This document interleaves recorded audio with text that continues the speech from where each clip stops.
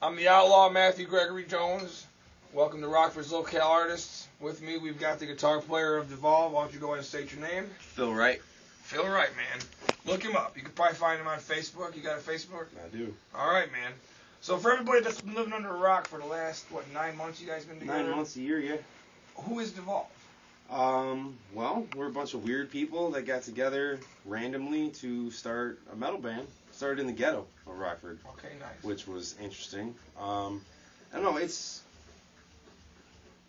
an eclectic group. We got our singer that, loves rap. We got a bassist that loves old school metal. We got a drummer that loves punk rock, and we got me who likes pretty much everything. Okay. So I think that's where we find what we feel is a different style of music, because we take so many different areas of music and combine it. Okay, gotcha. And I love Joey Columbine, man. Yeah, me too. He's been around for quite a while. I remember the first time I seen a video of him, it was doing Beauty in a Body Bag. It was directed by Candy Page. She's a great actress, director. She does all kinds of stuff. She did our first lyric video. Oh, yeah, that's right. Yeah. That's right. What was the name of that? Refuse to Die? Absolutely. I watched it. She did a very good job. She did a very good job. We're grateful for that. Yeah, that's really cool. Is there a secret to your guys' success, or is it all just kind of come naturally? I don't know. I think it helped having two people like Joey and Jason in the band that have been around for a while. They have a lot of respect in the local music scene.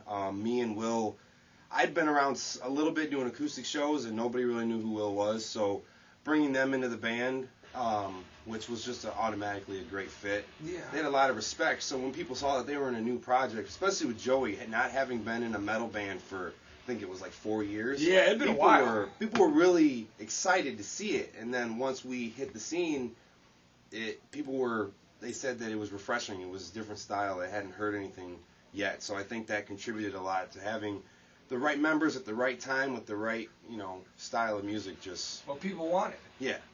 What do you say is the normal day in your life? Like you say, you get up at what time in the morning? 5:30.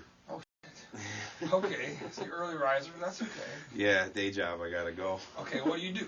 I install floors for Thor's Flooring. Oh, okay. Incorporated. Nice, that's very cool. We'll have to throw a logo on there, maybe give them the commercial. Where's it located at? And here in town, we subcontract through Lonnie's, but it's an independent contractor that we get work through them. They keep us pretty stacked. Oh yeah, I bet, man. It probably pays pretty good too. Not me, but my boss, it pays him good. Yeah. Over time, it pays good, yeah. Yeah, overtime pays good all the time. Now tell me, for instance, if you were sitting in a room with a film director and you wanted to spark his interest to maybe make a movie about DEVOLVE, what would be an instance that you would tell him to further that? Oh man, that's a really good question. Thank you. Just the way that things came about, because we brought Joey over to audition, and 2 songs into his audition, the cops showed up at the door. Oh.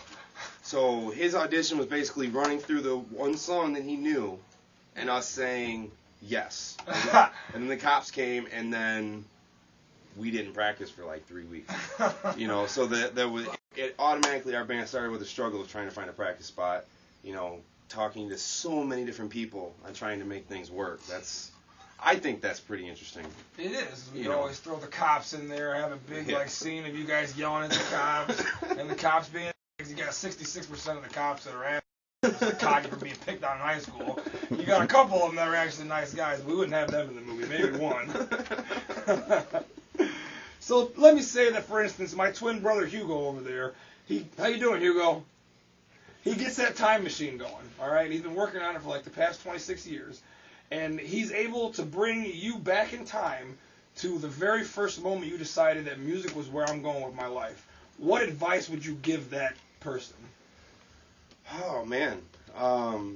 Not to give up. Okay, I love that. Because when I still use this as fuel. Like, I don't know, I've been playing music since I was 10. I started with drums and got into guitar a few years later. I was at a school dance, like the only one I've ever been to, and a very simple song, "Stains Outside," came on the which is a good jam. Great song, man. I love that it's song. It's simple as shit, but it's got a lot of feeling to it. One of my buddies, they were musicians, they were all right at what they did, but at the time I sucked, and he told me, and I quote, "You will never be able to play that riff." I was like, That's like 4 fucking chords. What do you mean I'm not gonna be able to play that riff? I still use that, you know. Yeah. Because like when I was told that, I was like, man, they don't have any respect for me as a musician. So I pushed myself to get better, you know. So that would basically be what I'd tell. It's just whatever they say, it doesn't fucking matter. Just don't give up and just keep going. Because that was probably that moment in your life when you decided, I'm not going back from this. You told me I can't do it. Yeah, you watched me, motherfucker. You're going to see me on a cover of Rolling Stone. Yeah, and he works at a gas station at night, and I play on stage. So. What's his name? Brad. All right, man. You remember that, Brad. What would you say the biggest challenge you've had to overcome has been? I don't know. I hate to say that's a challenge because I love my son, but just trying to balance am I doing the right thing by trying to achieve my goals that I've set for myself and still being a good father and spending the right amount of time with him, you know? Yeah. Because there's never too much time, but there's too little time to spend. For real. You know? So I think that's the biggest thing that I struggle with. It's not, you know, am I going to write good music? Am I going to click with these people? Are the fans going to like us? Anything like that. You know, is my son going to still love me? Is he, you know, am I doing something that he can be proud of? Yeah. That's my battle in my head when it comes to playing a lot of shows and going out of state to play and doing this and that and being here tonight. Like, am I giving up too much to achieve what I want to achieve? You know, that's my struggle. Yeah, man. That's real shit, though. And I mean, it's something that everybody has to deal with, I feel like. But your kid's going to be proud of you no matter what you do, but the biggest thing is he's going to see that you never gave up on your dream. So whatever he wants to be, you can tell him you can be whatever you want to be because look what I'm doing. Absolutely. And he's going to look up to you 10 times more for that. That's the hope, anyway. Yeah, that is. That really is. One more question, and we're going to go to a break. What is your favorite superhero? My favorite superhero? Yes. Oh, shit. He's my favorite hero. I don't know if he's super, because the superpower being money doesn't count as a superpower. But I really like Batman. Okay. Yeah. I do. I really like Batman and the Hulk. Those are my two favorites. Who's your favorite Batman, though, as far as actors go? Christian Bale. I think he was my favorite. Because the darkness that those movies were shot in. Yeah. You know, he's not the most standout Batman. I think Michael Keaton was the best Batman. Yeah, thank you. But I think that trilogy of movies was my favorite. Okay. Because the villains that were like, I mean, come on, Heath Ledger as a Joker is... I would never say that Heath Ledger was better than Jack Nicholson. I'm sorry. No. What? Really? Jack Nicholson in that movie, when he said... I'm not going to say he's bad in any way, because the movie is great. But I just felt that Batman was portrayed kind of as a kid-type movie after a while. You know what I mean? Yeah. Obviously, when you got Arnold Schwarzenegger playing Mr. Freeze... Dude, I'm not talking about ridiculous. That one. I'm talking about 1 and 2. Yeah, those are Michael really good Keaton, movies. Man. I agree. I just... I don't know, the way that that trilogy, the most recent trilogy was shot, I don't know, it spoke to me in a way for some reason. I don't know why, I thought Heath Ledger went above and beyond to play crazy. Yeah, he did. For the character that he got, he did a great job. So I think, because we already know Jack Nicholson's, he's crazy. Yeah. He's crazy. So it fits. The Joker fit him perfect. Oh, yeah, that's true. You know, you didn't know that Heath Ledger could hit that. That's true. I will give you that, man. You know, got me there. You watch him in, 10 Things I Hate About You or A Knight's Tale, you're like, he's just a pretty boy actor, whatever. You didn't really give him time of day that he could act, and then he pulls that shit off. It's like, okay. I will have to confess, I seen him in Brokeback Mountain, though, so I knew motherfucker could act. That's not how I know where people are. And on that note, we'll be right back after this. Oh, shit.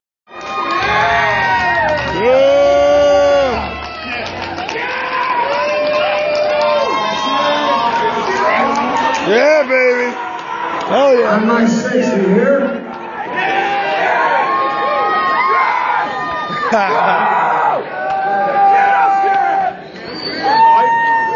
Sorry.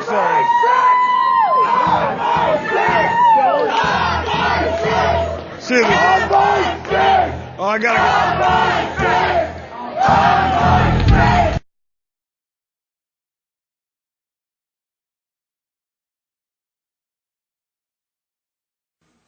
And welcome back to Rockfords Locale Artists. Well, with me we got Dennis as always. How you doing, Dennis? Good. I like your shirt. Where'd you get that at? Bought it right here. Oh! Didn't have to leave the building. Very nice. And we got more of those for sale. I'm pretty sure we got like 9 smalls. So all you ladies out there, $10 a piece, I'll send them to you. We got Phil here now from DEVOLVE. How you doing, Phil? Doing great, man. Nice to have you. It was a pleasure to be on the show. Absolutely. Cool. So I got a question for you. What's that? Out of all the people that you've met so far, who's been the coolest, and what have you taken away from them? There's been 3. The 2 guys here, Dave and Greg, that run Grey Angel, are absolutely awesome gentlemen. They've done a lot. You know, I've had malfunctions on stage with pedals. They've brought me new pedals, or their personal stuff on stage. And Stu Kuhlman from So-Called Saints and On My Six, he's been more than helpful with us, just helping us, you know, especially like me and Will not knowing everything about the scene and how shit works. He's, you know, kind of explained a lot of stuff to us and worked with us on setting up shows and you know, like bringing them out to Aurora and them getting us on different shows. And he was going to step in for us to play bass Friday and do 2 sets if need be. Oh, so he's playing that show too? No, he's playing the show with So-Called Saints. Okay. But if we couldn't find anyone, it came down to we either can play or can't play. He would have stepped in and ran 2 sets for us and learned the songs so that we could play the show. Yeah. And that shit's huge. So I want you to picture yourself at age 97, Okay. sitting out in your backyard in a lawn chair. What would be the one thing you'd be the most proud of looking back on your life? I don't know. I've been through a lot of shit. I'd say that I'd be proud of what I'm most proud of now, at having 6 years clean from drugs and alcohol. Because I had a huge problem with some heavy shit from like 13 to, well, whatever 6 years ago is, 22. So being able to get out of that life and stay clean, like that's something I'm hugely proud of now. And if I can continue that, if I'm 97, I can have 60 some years away from it and still be happy. Like, I think I'd be pretty stoked to be able to say that, you know. Well, I applaud you, man. That's right on. That's definitely saying something. Good job, brother. Shot out of a cannon. What's your favorite album, your favorite color, and your favorite cereal? Captain Crunch, Green, and favorite album would be Around the Fur by Deftones. Oh, nice. What skill would you say you're most blessed with? Being able to, I don't know, I'm not like the most talented guitar player in the world. I know that, but I think that I have a knack for writing songs. I think that's because when I'm writing guitar, I can hear bass playing different things, and I can hear drums doing things, and I can hear vocal patterns. When I'm sitting alone in my room just writing riffs, I can hear everything going on at once, and it helps me, you know, compose stuff. And I think I'm good at that. I think it's a natural thing. You know, I didn't really have to work at writing songs. I've been writing since I picked up a guitar. Yeah. So I think I'm pretty blessed with being able to just sit down and write a song. Do you read a lot? Do I read a lot? Yeah. I used to. Yeah. Now I'm extremely busy. I don't tend to read too much. Yeah. What about text messages? Yeah. I consider myself a fantastic writer based on the number of text messages that I send a day. Seriously, like all the stuff that I have to type to people. Yeah. It's like, Jesus. And I use great punctuation almost every single time. Yeah. But, you know, like that's the real writing I feel like that most of us do more than anything. Oh, absolutely. But then when you go to writing songs, like it's a whole different writing aspect. So that's pretty cool that you got that for your number one thing. How many times have you played GAPStock? Never. So this is going to be your first This will be our first year that we are there, and we are stoked to. Okay, why don't you tell the people that are listening at home, what is going to be your favorite thing about GAPStock? What are you most looking forward to about that day? I'm just looking forward to just being a part of GAPStock. I mean, just all of the bands that have been able to come in here and record. I mean, it's cool, and to me, there's a unity in being able to play with a bunch of people that work with the same producers, and you know, and they're hella good guys, and I mean, just, I don't know. I feel something with it. I don't know. I haven't played it. I didn't get to attend last year, but I've been told nothing but good things about it. And, I mean, I don't know. It's just, I know it's going to kick ass. I know it is. Yeah. There's no way it can't. With the bands that are on the bill, there's no way that it can't be badass. Everybody in town is going to be there. Yeah. So what did you say the attendance was last year? about 475 throughout the whole day. And that was double from the year before that, which was double from the year before that. Sure. So this year will probably be like 1,000 people. That'd be sweet. That would be awesome. That'd be badass. Dennis was asking me about that big stage outside. Did you see that stage they got? I've seen it. Are we bringing the big one or what's the one next to it? Okay, so not the fold down one. Not the massive one. Try talking into It's it. still it's a little too big. That one's too big. For the parking lot? That's what she said. Well, now where can our viewers find you guys at? Like what websites? Do you got? We have DEVOLVEofficial.com. Okay. Which our drummer will put a lot of time into getting set up. So it's our outside of Facebook official website that has everything. It's got our music on there if you want to buy it. It's got pictures, way to contact us. It's got everyone that we work with, you know, Grey Angel and any bands that we've played with. It's got their contact information on it too. If you want to, you know, if you see us play with somebody and you don't know who they are, it'll be on our site. And then, you know, Devolve on Facebook, Reverb Nation, SoundCloud. It's all we have. You know, Twitter, Instagram, all that stuff. Okay. But Devolve Official is probably the easiest way to You find got like us. a way to catch people's emails when they go to your website too? Yep. Okay, so make sure you guys go there and send your email to them. Yep. So they'll be able to give you new information about when the new album's coming out. Absolutely. Which you guys got a new album. I hear you just got finished recording. We just got finished recording an EP. Okay, nice. It's currently nice. being mixed, and then will be sent off to get mastered, and then we'll have it. Okay, what's the name of it?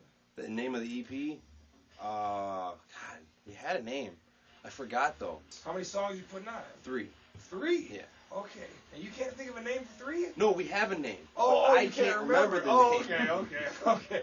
We have a name that we're keeping on the low key for the album, but because our drummer wanted to use it for the EP, and I thought that it was too grand of a scale to be used for 3 songs. Oh, I see what you're saying. But he came up with a badass name for the EP, but I can't think of it.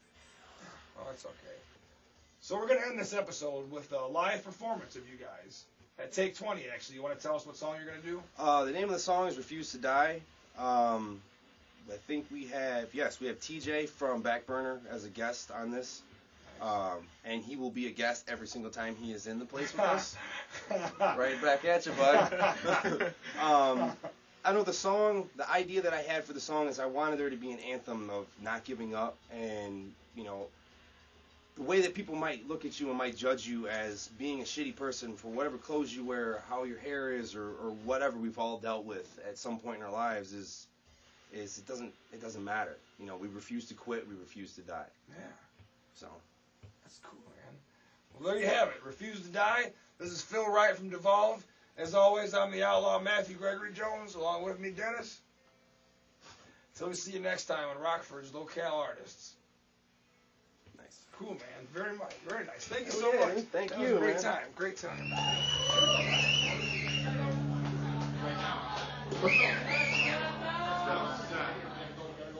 We got one song left. How many are you familiar with Refuse to Die? I take it you know the words to the chorus, am I correct? That means I want to hear you guys sing it. This song is called Refuse to Die. I'm bringing up TJ from Backburner, a local hero of mine. He doesn't. He's helping produce our album, actually. We got a music video for this song. Check it out. Come hang out with us. Dirty Reggae Punks are next. Get the fuck up here, you handsome prick.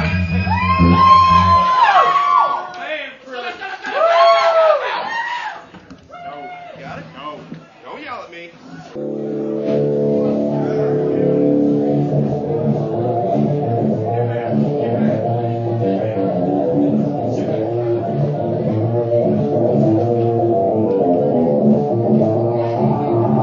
Are you fucking ready?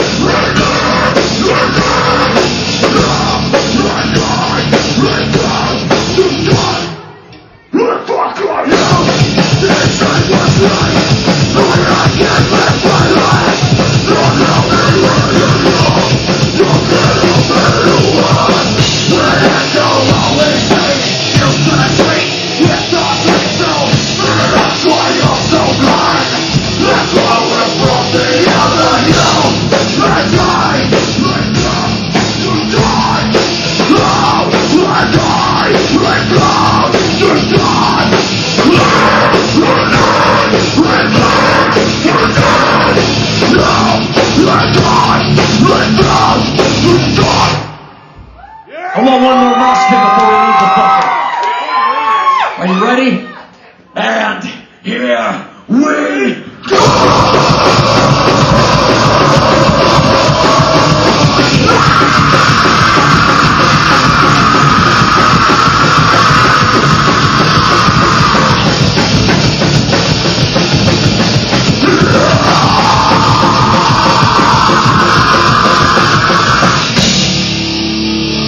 Let me hear you guys one more time. Come on. So you want to judge me? Do you even own a goddamn mirror? Oh, I get it now. You just have a shattered reflection. Sarah, you back. She knows. Back.